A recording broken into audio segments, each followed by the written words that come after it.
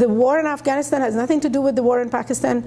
Pakistan has its own set of problems, and we have to see it within the Pakistani context. And as long as the Pakistanis think that we're going to leave, then they have felt a strong incentive to keep alive the Haqqani network and the Quetta-Shura Taliban as their proxies for trying to reestablish, control in parts of Afghanistan after we've left the job undone, because they would be so fearful of what they would see as an India-dominant government coming to power. And for them, that is anathema.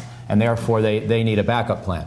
And that's been part of their logic. Another part of the logic might be a little bit, first of all, it's understandable. It's too bad they think that way, because it's a little bit, it's a little too India-centric of a worldview, but that's not news for understanding our Pakistani friends. There's also a perspective about Pakistan that would say, they actually are ambitious. They want to have some kind of control over Afghanistan, or at least the southern half, where there are other Pashtun.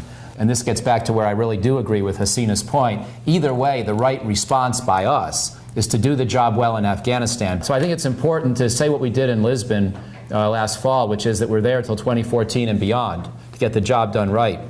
And last point, and I'll finish, I was a little disconcerted when in his State of the Union address, President Obama again came back to this emphasis on July 2011, and he uses the term withdrawal. He doesn't use, or beginning of withdrawal. He doesn't say reducing our troops or gradually handing over responsibility to Afghans. If he goes to Lisbon, where the American audience is smaller and not listening to his words directly, he says all the right things. But when he's speaking at the State of the Union address, he feels more of an imperative to respond to the American political frustration with the war, and he says words that I think, frankly, cause us net harm in Pakistan. Because when the Pakistanis hear that we're going to start withdrawing in July 2011, it reinforces their phobias, and it makes this problem worse.